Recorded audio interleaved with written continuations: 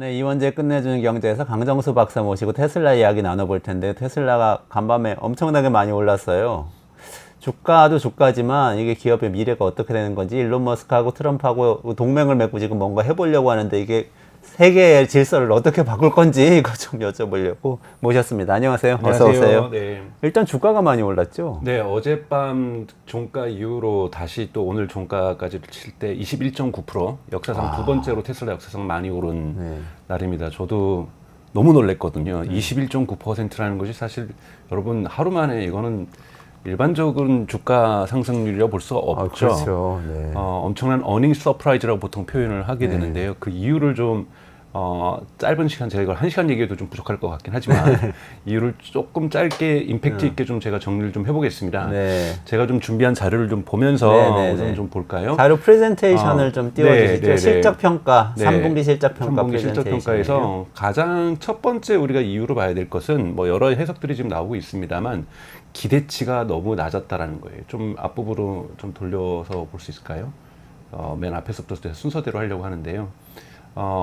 가장 문제가 있었던 것은 이제 기대치가 월가의 기대치가 낮았다. 여러분도 아시는 것처럼 그 인도량 자체가 워낙 우리 10월 1일 날 발표한 거에서 월가의 기준치에 비해서 물론 700대 정도 수준이지만 인도량은 분명하게 낮았습니다.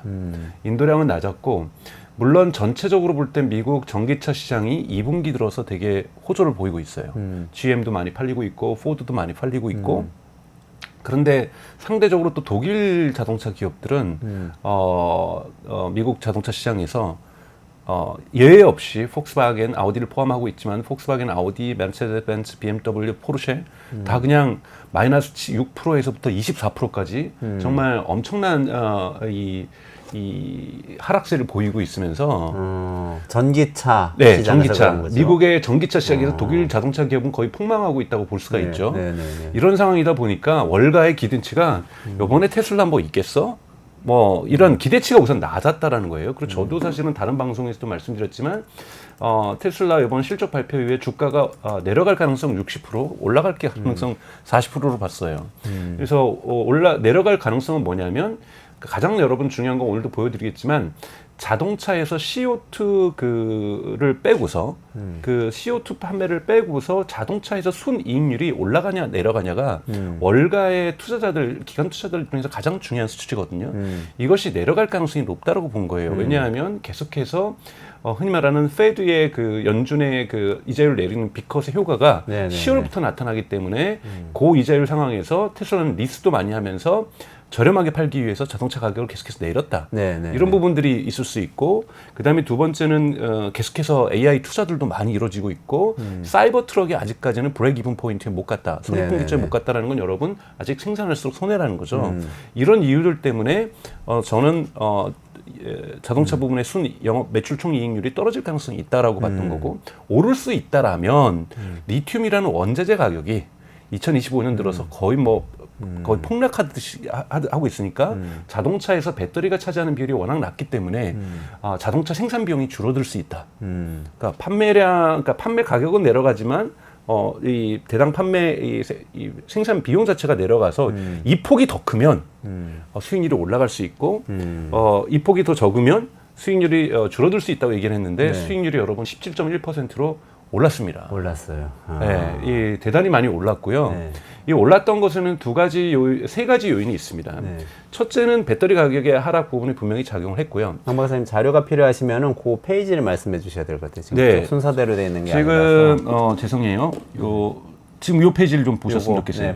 평균 판매 가격 요 자료 있으시면 좀 보여주세요. 없는 것도 있는 것 같아서. 판매 가격하고 그 다음 페이지를 보시면 되는데요. 보면은 생산 비용이 되게 크게 내려갔습니다. 35,100달러로 내려갔는데요. 이렇게 내려갔던 이유는 리튬 가격 하락도 분명히 존재하고요. 두 번째는 여러분 테슬라 기억하시죠? 올해 1분기 때 직원 10%를 해고했습니다.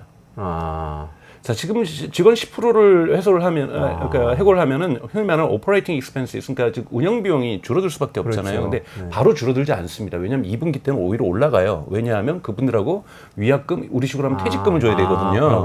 뭐 희망퇴직금 이런 거 드려요. 이런 걸 드려야 되니까 비용이 올라갑니다만 이제 그게 다 지불이 됐잖아요. 그렇죠. 지나갔죠. 그러다 보니까 오퍼레이팅 익스펜시스가 그러니까 즉 운영 비용 자체가 내려간다라는 부분이 분명하게 존재했었고 이 부분 저도 생각하지 못했어요. 그랬더니 이 부분이 크게 내려갔어요. 네네네. 그러다 보니까 생산 비용 당연히 내려가는 거고 세 번째는 여러분 아시는 것처럼 제가 지속적으로 얘기했던 것처럼 테슬라는 계속해서 생산 혁신을 하고 있습니다. 이 생산 혁신을 하다 보니까 비용 절감으로서 그것이 나타나는 거고 그래서 비용 절감이 나타난 거죠. 그래서 여러분 한번 그 자동차 부분 CO2 부분을 한 매출 총 이익률을 한번 그래프 네, 그러니까 테슬라 분기 실적 비교표 보여주세요. 네, 자동차 CO2 제가 노란색으로 이렇게 네. 표시를 해놨는데요. 매출 총이익. 이걸 여러분 이것이 월가에서 가장 중요하게 여기는 겁니다. 이번에 총 매출 총 이익률은 20%가 넘었는데 20%가 중요한 게 아니에요. 그러니까 월가의 투자 은행들은 테슬라를 아직까지 자동차 기업으로 보기 때문에 네. 자동차 부분에서의 순이익률이 어떤가가 대단히 중요한데 거기서 또 CO2 그 배출권 판매는 제외를 합니다. 이거는 정상적인 자동차 영업으로 보지 않는 거예요. 그럼 CO2를 빼고 이건 제가 계산을 한 건데 여러분 보신 것처럼 17.1%예요. 근데 지난 분기가 16.64%입니다. 14.64네. 예, 14.64에서 17.10으로 크게 올랐다라는 거예요. 그래서 올랐네. 작년 4분기 수준으로 회복이 돼버린 거예요. 이러다 보니까 사람들이 이게 또 뭐냐. 그러네요.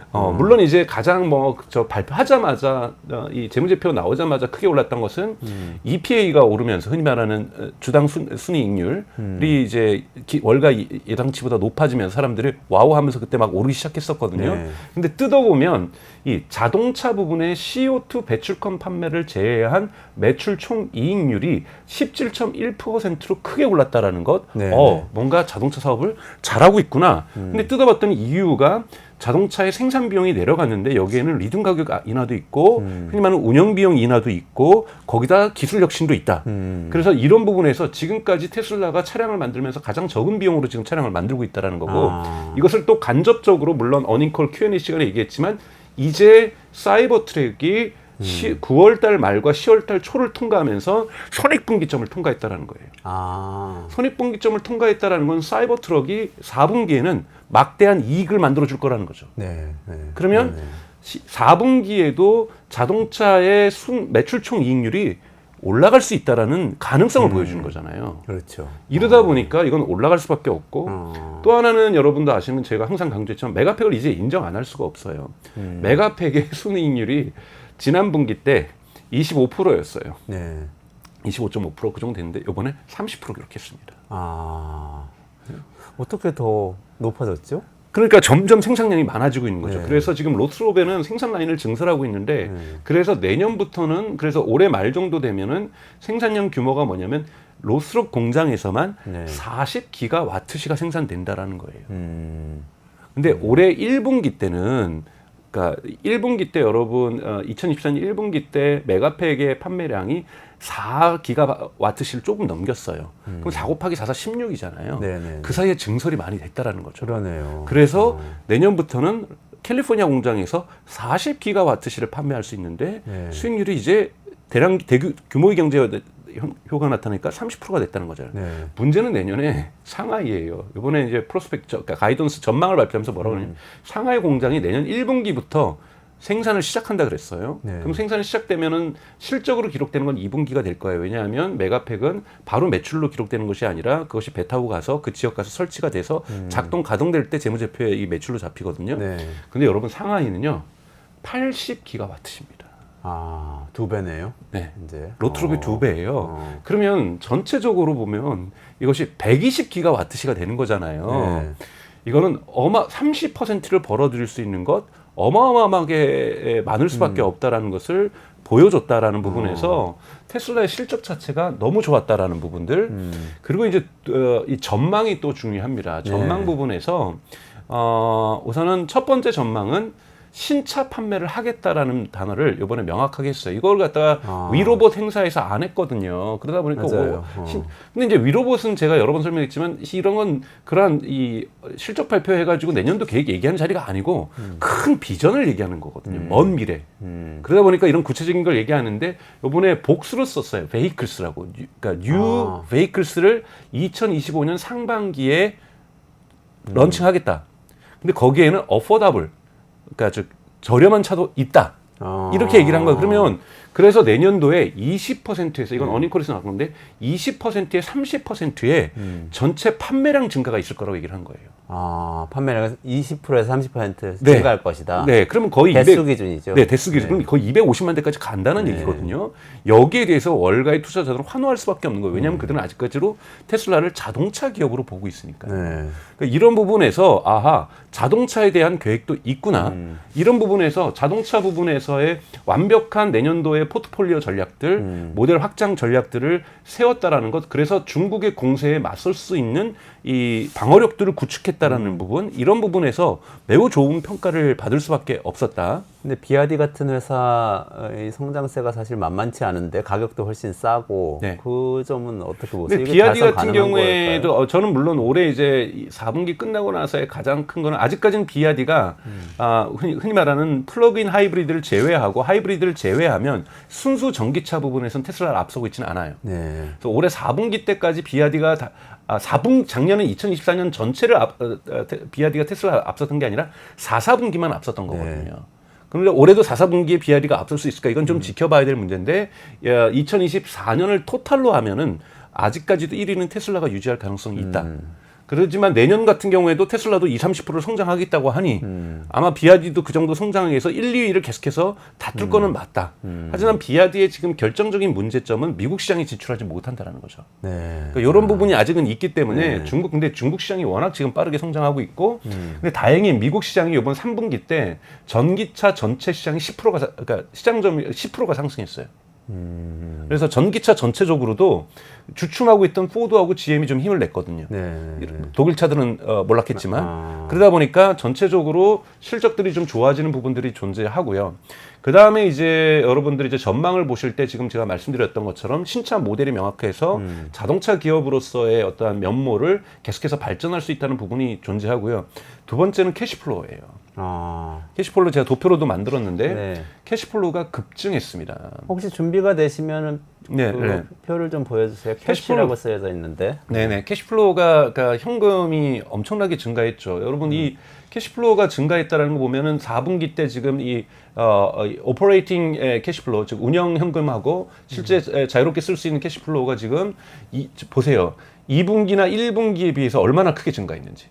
그러네요. 크게 증가했죠. 작년에 4분기 때는 매출이 워낙 좋았기 때문인데 캐시플로우가 급증을 했어요. 근데 이 캐시플로우가 어떤 상황에서도 급증했냐? AI 투자를 엄청 했는데도 있는 거예요. 아, 그러네요. 네. 투자해도 캐시는 나가는 거니까 캐시플로우는 줄어들 것도 같은데. 네.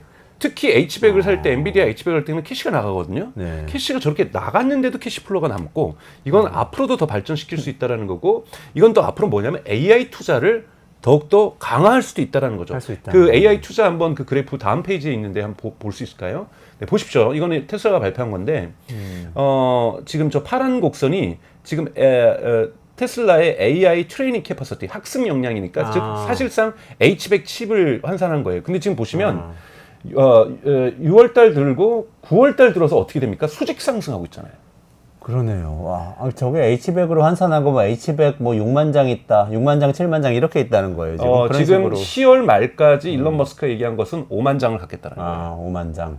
5만 장을 갖겠다라는 거고, 물론 X.AI는 벌써 10만 장 가졌지만, 네. 그래서 5만 장을 갖겠다라는 거고, 저렇게 수직 상승하고 있는데도 캐시플로우를 갖고 있다라는 거고, 그리고 보시면 알겠지만 12월 같은 경우에는 지금 5만 장이 아니라 7만 5천 장을 넘어서서 8만 장에 이르잖아요. 그리고 저기가 그다음부터는 꺾여서 더 이상 증가하지 않는다라는 것은 저것이 최종 목표라는 거잖아요. 올해 12월까지 H백을 살 수 있는 캐시가 현금이 풍부하다는 얘기죠. 그래서 AI에 대한 투자를 더욱더 가속화시킬 수 있다는 얘기를 한 거고, 일론 머스크가 어닝콜 때 Q&A 시간에 뭐라고 얘기를 하냐면 2025년 상반기가 끝날 때쯤이면 테슬라의 FSD가 인간보다 안전해질 거다.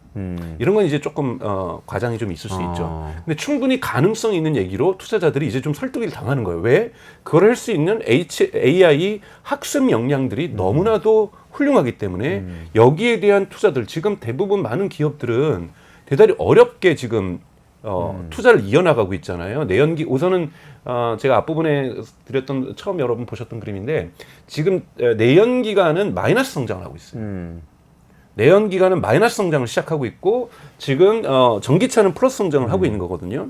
그러면 전기차 저 보시죠. 저 그림 보시면 미국 같은 경우인데 내연기관은 지금 이제 마이너스 영역으로 들어오기 시작하고 있잖아요. 파란색이 BE, 그러니까 BEV. 순수 전기차고 네, 그 다음에 순수 밑에 있는 것이 ICE.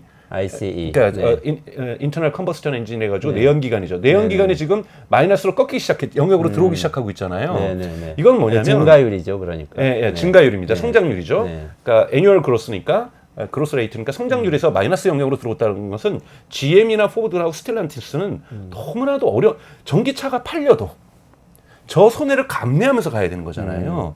그러니 전체 회사에서 손익이 나기가 어려운 상황이에요. 그러니까 심지어는 스텔란티스 같은 경우는 집의 SUV는 생산 공장을 문 닫기로 했거든요. 미국에서. 안 팔려서. 그러니까 이러한 상황 속에서 전기차로 가야만 하는 거고 현대도 전기차가 많이 팔리고 있어요. 물론 9월에서는 성장률이 좀 둔화됐지만 현대도 내연기관이 있거든요. 그러니까 이러한 부분에서 내연기관에서의 낮은 수익률을 유지하면서 전기차를 가는 게 되게 어렵고 독일은 지금 전기차도 안 되고 내연기관도 안 되는 상황이고 그러니까 지금 중국하고 테슬라가 거의 유아독존하고 있는 상황인 거죠. 이런 상황에서 막대한 이렇게 자동차 시장이 어려울 거라고 제가 초반에 말씀드렸던 것처럼 월가는 이번에 실적 기대를 거의 안 했어요. 그러니까요. 지난번에 사이버캡 발표하고 나서도 실망했고 다 실망했다고 그러고 계속 부정적인 코멘트하고. 그러니까 월가 같은 경우에는 10월 1일 날 인도량 발표했을 실망. 그래서 주가 내려갔잖아요. 여러분 기억하시는 것. 그다음에 위로봇 행사 끝나고도 월가는 실망해서 주가 내려가고. 그러니까 월가는 계속해서 실망해왔고 그러니까 이번에 3분기 실적에도 뭐 대단한 거 있겠어? 상황이 이렇게 안 좋은데 자동차 시장 자체가 그러는데 어닝 서프라이즈가 나와버린 거잖아요.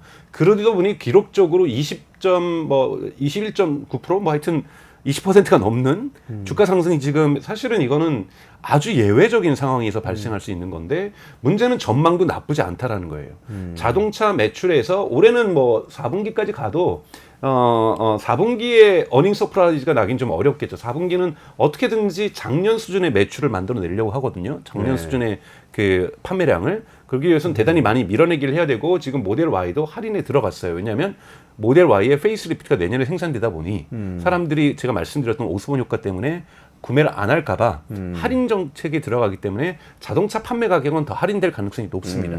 근데 리튬 가격이 더 내려간다든지 뭐 이미 내려간 그 운영 비용, 인건 비용 뭐 이런 것들을 해서는 수익률 자체가 그렇게 떨어지진 않을 거라고 봐요. 자동차 순이익률이. 근데 자동차 순이익률이 얼마나 더 올라갈 수 있을지는 좀 지켜봐야 될 문제지만 내년 1분기, 2분기에는 대단히 좋을 거라는 거예요. 신차도 나오고 판매량도 늘어나고 이제 그 골치 아팠던 사이버 트럭은 손익분기점을 넘겨버렸고 그리고 올해 말 내로는 4680 배터리도 손익분기점에 넘어갈 거라는 거예요. 그러면 더 이상 이 손익분기 때문에 힘들어하지는 않게 된다는 거죠. 이런 부분에서 투자에 대한 리턴, 즉 투자에 대한 이 꿀 빠는 것을 이제 본격적으로 시작할 수 있다. 이런 부분이 2025년에 기대로 오고 또 메가팩 같은 경우에도 30%라고 하는 기록적인 매출 순이익률을 기록을 했고 여러분 하드웨어가 30% 보는 건 정말 꿈과 같은 수익률이잖아요.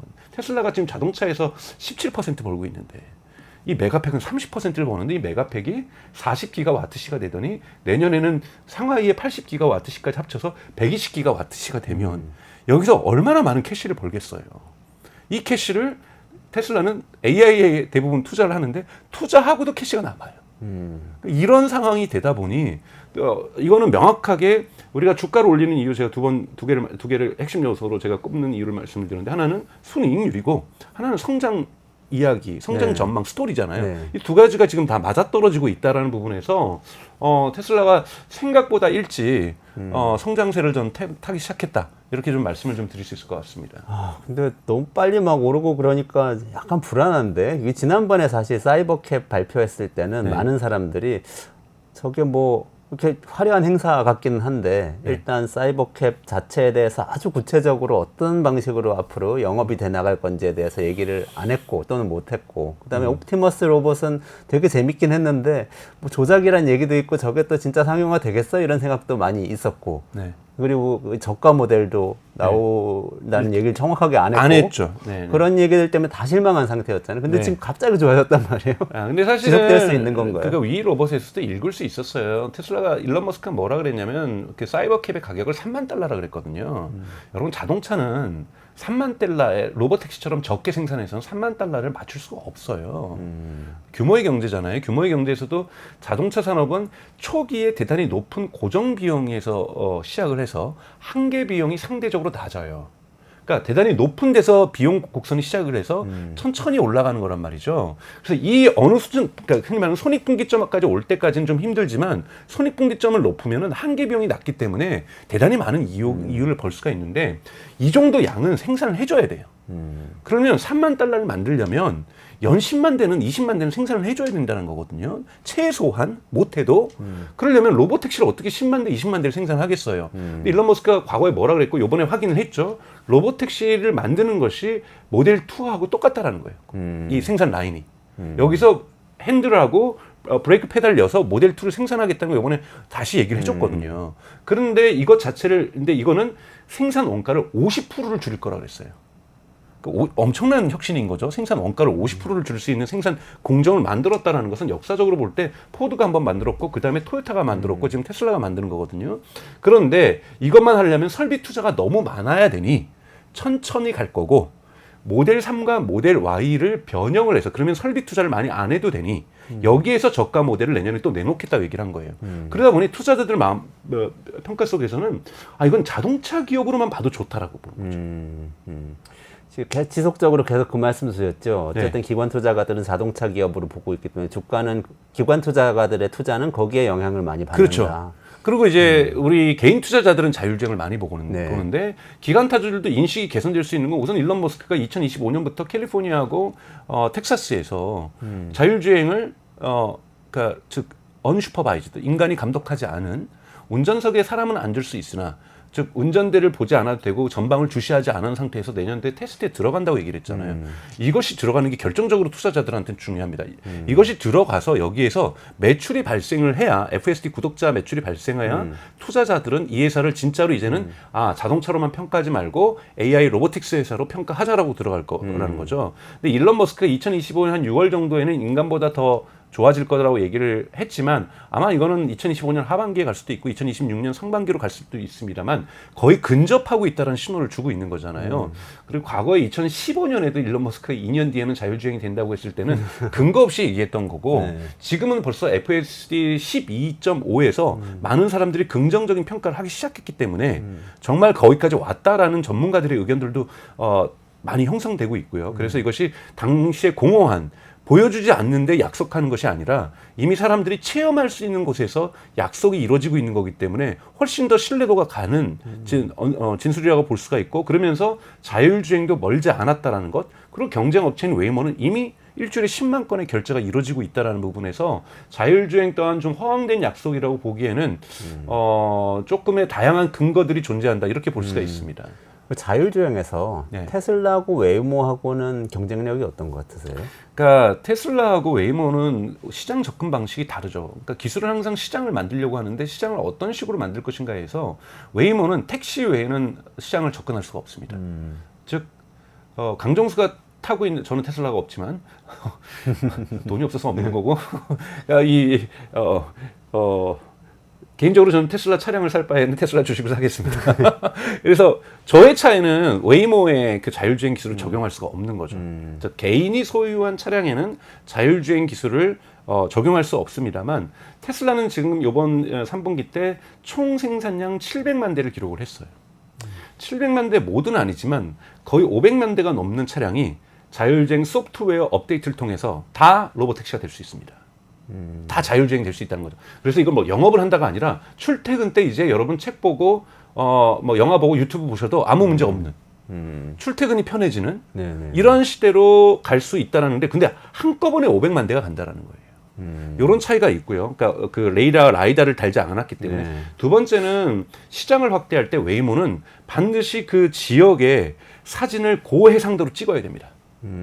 그러니까 시장 한번 진출하려면 어마어마한 그 웨이모 차량들, 그 구글 차량들이 돌아다니면서 3D 그 정말 고해상도로 도로 사진을 다시 한번 재촬영을 해줘야 돼요. 근데 테슬라는 그냥 현재 테슬라 차량으로 촬영을 다 끝냈기 때문에 그냥 요이 땅 하자 그러면은 허락만 받으면 미국 전역에서 돌아가는 거고 허락만 받으면 중국 전역에서 돌아갈 수가 있는 거죠. 그러니까 그게 테슬라는 저가의 카메라 방식으로 운영을 하고 있고 소프트웨어만 들어가면 되는 것이고 그래서 볼륨으로 시장을 완전히 대규모로 들어갈 수 있는 이렇게 거고. 들어가는 거고 웨이모는 라이다 장착해서 굉장히 비싼 네. 모델이고 하기 때문에 하고 이제 그걸 또 차량에 장착을 해야 하기 때문에 네. 특수 차량이죠. 네, 특수 차량이 되는 것이고 그런 차이가 있다는 말씀이시죠. 네, 네. 그러니까 시장에서 웨이모는 천천히 성장할 수밖에 없는 거고, 근데 이제 웨이모는 벌써 성장의 모멘텀을 지났고, 그러면서 이제 빠르게 이제 천천히지만 빠르게 성장을 할 거고, 테슬라는 이 정점을 완전히 도달하지 못했지만 일론 머스크 말로는 뭐 2025년 6월이라고 얘기를 하지만 뭐 이거 2025년 말 2026년이 가더라도 좀 나쁘지 않아요. 왜? 한꺼번에 500만 대, 600만 대가 내년에도 자율주행이 되니까. 자율주행이 되는 근데 거니까. 거기서 혹시 안전 문제가 생기고 그럴 때 네. 뭔가 이렇게 기술적 규제 측면에서 기술적으로 레이더 라이더를 더 선호하는 방향으로 바뀔 가능성은 없어요. 레이더 라이더가 더 정확하기는 한 거 아닌가요? 그렇죠. 레이더 라이더가 더 정확은 하죠. 근데 도대체 단가를 못 맞추는 거죠. 시장성을 못 만들어내는 거예요. 그러니까 즉 특수 차량에만 쓸 수가 있는 거고. 그러니까 미국의 그 고속도로 안전위원회 같은 경우에는 오케이. 너네가 카메라로 가든 뭘로 가든 상관없는데 카메라만 가더라도 웨이모의 레이더 라이더 정도의 안전성은 보증만 하면 된다 이거예요. 그걸 위해서 데이터를 제출하라는 거고 이 데이터를 제출하기 위해서 2025년에 캘리포니아하고 텍사스에서 사실은 그 보안 당국, 그 정부 당국에 통과하기 위한 데이터를 모으는 거죠. 우리가 정말로 언슈퍼바이즈드 비감독하에서 했는데도 불구하고 캘리포니아하고 텍사스에서 모아놓은 데이터가 웨이모에 비해서 결코 뒤처지지 않고 앞서고 있다는 걸 테슬라는 증명해야 될 의무가 있습니다. 아, 그렇게 증명이 된다면 사실은 카메라도 뭐 그렇죠. 규제 당국한테 충분히 설득력이 그렇죠. 있을 수 설득력이 있다. 있죠. 왜? 규제 당국에 볼 때는 안전한 게 중요한 것이지 장비가 중요한 게 아니거든요. 장비는 그 목적을 위한 수단인 거잖아요. 수단을 뭘 써서 좋다. 우리가 원하는 인간보다 안전한 것을 데이터로 입증해라는 거거든요. 네. 그러면 허가해 줄게라는 거거든요. 아, 그런 부분에서 이제 부분이 남았고, 근데 문제는 이 허가가 매우 정치적일 수밖에 없죠. 네. 없기는. 네. 네. 그래서 네.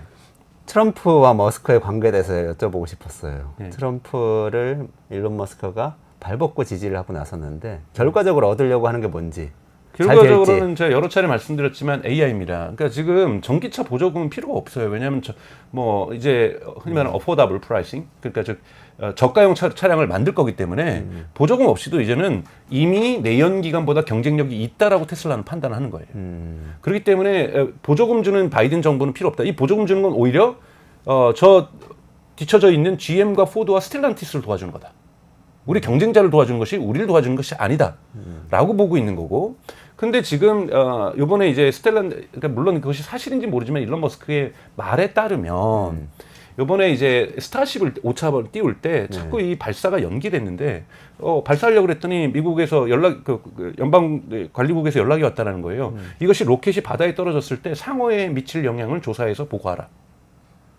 그래서 상어에 미칠 조사를 막 해서 보냈더니 그랬더니 그러면 고래에도 미칠 영향을 조사하라 그랬다는 거예요. 아니, 그럼 처음부터 상어하고 고래에 미칠 영향을 조사하라 그러든지 일론 머스크가 얘기하는 거는 좋아, 우리가 할 수 있다. 할 수 있는데 왜냐하면 한꺼번에 큰 물체가 떨어지면서 생태계가 교란받을 수 있는 거잖아요. 저는 연방정부가 무리한 요구는 아니었다고 봐요. 그럼 한꺼번에 상어와 고래와 이런 걸 다 얘기하면 될 텐데 상어 제출했더니 검토하더니 오케이. 근데 고래에게 미칠 영향은? 자기 미쳐버리는 줄 알았다라는 거예요. 이거는 고의적인, 의도적인 지연 발사 연기라고 자기는 봤다라는 거죠. 대선 전에는 못 발사하게 하려고. 자기는 그 전부터 사실은 8월부터 발사하기 위해서 8월에 대선하고 멀리 있는 그 시점부터 발사하려고 했었는데 이걸 끌어가지고 오히려 대선 직전까지 가서 겨우 허락해준 건 당신네들 민주당이다라고 이제 얘기를 하는 거죠. 여기서 뭐냐면 AI 규제 부분이 트럼프로부터 얻는 거고, 트럼프는 두 가지 부분을 일론 머스크한테 부탁한 상황이에요. 아직 일론 머스크는 그러니까 수용을 안 했는데, 하나는 효율성위원회라는 걸 만듭니다. 네. 연방정부 효율성위원회를 만드는데 사실상 효율성 문제는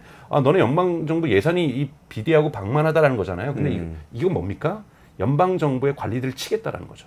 왜냐하면 1기 트럼프 정부가 연방정부를 비판한 게 뭐냐면 여기에는 그림자 내각이 있어서 나를 안 도와준다. 그런 얘기 들어오셨잖아요. 네, 맞아요. 네, 그림자 내각이 있는데 그러기 위해서 이번에 법안을 준비하고 있어요. 이번에 중간선거 결과도 대단히 중요한데 상원과 하원을 공화당이 얼마큼 장악하느냐 중요한데 거기서 지금 준비하고 있는 법안이 있어요. 연방정부에 쉽게 얘기해서 우리나라는 과장까지 트럼프가 대통령이 임명권을 갖게.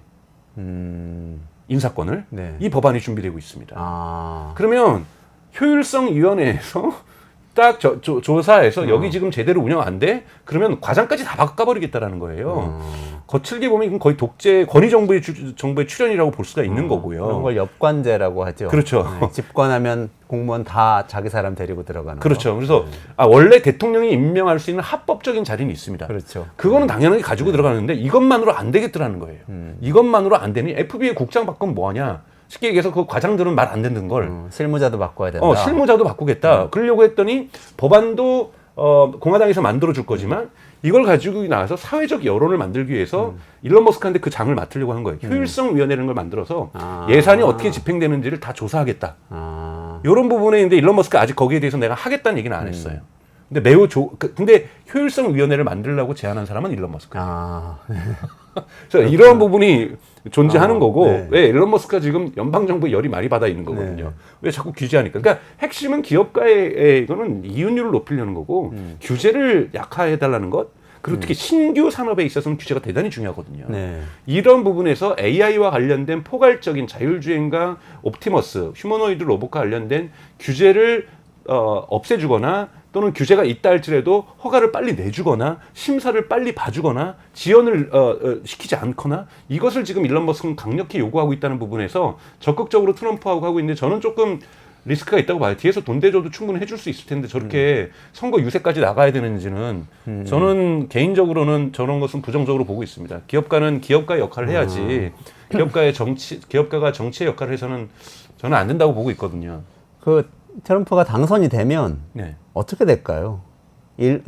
지금 말씀하신 규제에 구체적으로 좀 들어가 보면은 자율주행 관련된 규제 있을 거고 AI 규제 중에도 여러 가지가 있잖아요. 안전성 관련된 규제도 있고 테슬라나 일론 머스크한테 영향을 끼칠 수 있는 규제를 풀 수 있는 것들이 있나요? 구체적으로? 있죠. 어떤 바로 것들이 있을까요? 그러니까 미국 고속도로 연방 그 안전위원회가 자율주행에 대한 총괄적인 규제 권한을 갖고 있어요. 그러니까 주정부에서도 있지만 연방 도로에 대해서는 연방 정부가 갖고 있는 거거든요. 근데 연방 도로를 안 쓸 수가 없는 거거든요.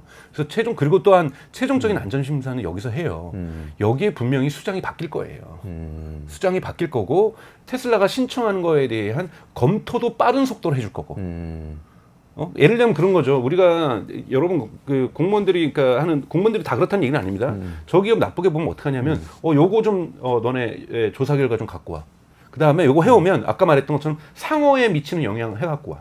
그다음에 고래에 미치는 영향 해갖고 와. 그다음에 새우에 미치는 영향 이런 식으로 일 안 되게 만드는 방법은 그렇죠. 얼마든지 하나 네. 쪼개가지고 이거 해버리면 기업은 미쳐버리는 거거든요. 그러니까 이런 부분에서 그러면은 하더라도 그래 좋아. 포괄적으로 1부터 10까지 한꺼번에 다 해갖고 와. 규제를 그냥 무사 통과시킬 수는 없죠. 미국이 그래도 법치국가인데 그냥 오케이라고 할 수는 없는 거거든요. 근데 규제에 대해서 통 크게 조건을 주고 이걸 한꺼번에 해결해 갖고 오면은 허가가 빠른 속도로 날 수가 있다라는 거고 허가가 나와도 분명히 사고는 일어날 수 있어요. 근데 사고가 0으로 내려갈 수는 없는 거고 분명히 기준을 인간보다 일론 머스크가 되게 교묘하게 얘기한 거예요. 인간보다 안전하다는 거잖아요. 여러분 인간은 엄청나게 사고를 냅니다. 그렇죠. 맞아요.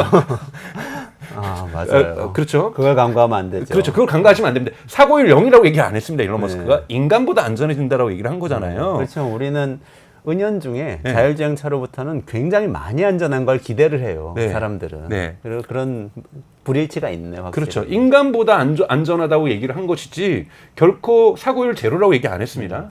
인간보다 안전해지면 허가를 해줘야 된다는 게 트럼프 생각인 거예요. 일론 머스크. 그래야 여기에서 기술 발전을 더 만들 수 있다. 최소한 음주운전 안 하지 않냐, 마약 운전 안 하지 않냐. 그리고 그러니까 이러한 뭐 실수도 줄어들 수밖에 없다라는 거고 이렇게 돼서 허가 받을 경우에는 자율주행의 시대로 대단히 빠른 속도로 들어갈 수 있지만 부작용은 분명히 존재할 거예요. 그러니까 이 부분을 가장 많이 바라는 거고 이러면 뭐 그러다 보니까 테슬라 주주들도 사실은 민주당 주주들도 아마 트럼프 지지하는 사람들 좀 생겼을 거예요. 주가에 영향을 분명하게 줄 거니까요. 그렇죠. 영향을 줄 것 같네요. 그래서 네, 트럼프가 당선되면 일시적으로 테슬라 주가가 오르지만 이것이 지속되지는 않을 거고요. 이거는 이벤트성인 거니까 문제는 미국 고속도로 교통안전국에서 테슬라의 자율주행을 언슈퍼바이즈드, 즉 비감독을 전 미국 전국적으로 허락을 해주면 대단히 큰 변화가 매출에 큰 변화가 발생하기 때문에 이때는 펀다멘탈이 변하는 거기 때문에 대단히 큰 테슬라에게는 기업으로서는 성장의 요소가 될 수가 있죠. 자율주행 시대가 빨라질 수는 있고 네. 뭐 그런 생각이신 거죠. 네. 그리고 다른 기업이 지금 격차가 너무 크잖아요. 좀 웨이모하고 테슬라, 미국하고 서방 기업들, 중국에는 이제 따로 있지만 그러면 못 쫓아가요. 현대가 어떻게 쫓아가고 토요타, 혼다가 어떻게 쫓아가고 그렇게 일론 머스크가 그러잖아요. 우리는 스마트폰이 될 거고 쟤네는 피처폰에 남을 거야. 네. 근데 트럼프 안 되면 어떻게 돼요? 트럼프 이제 안 되면 해리스가 되면 해리스가 돼도 저는 그러니까 이런 도박을 해서는 안 된다라는 거예요. 저 같으면 두 군데다가 다 정치헌금을 주겠어요. 정치자금을. 저 같으면.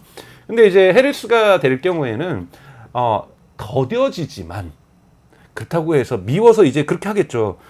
상어에 미치는 영향, 고래에 미치는 영향, 뭐 이거에 미치는 영향 조사 이렇게 하겠지만 조금 더 한 2년 정도가 지연될 수는 있어도 기술 투자에 대한 부분들을 갖다가 자유경제에서 이걸 막지는 못하기 때문에 저는 2년 정도 예를 들면 자율주행의 언슈퍼바이즈의 시대가 열릴 수 있다. 하지만 캘리포니아하고 지금 텍사스는 사실상 문제없이 진행될 수 있기 때문에 주정부 단에서의 허락을 통해서 압박하는 방식을 아마 취하게 될 거고 1, 2년은 지연될 거라고 봅니다. 1, 2년 차이는 있을 수 있다. 네. 그렇지만 방향은 같을 거다. 네.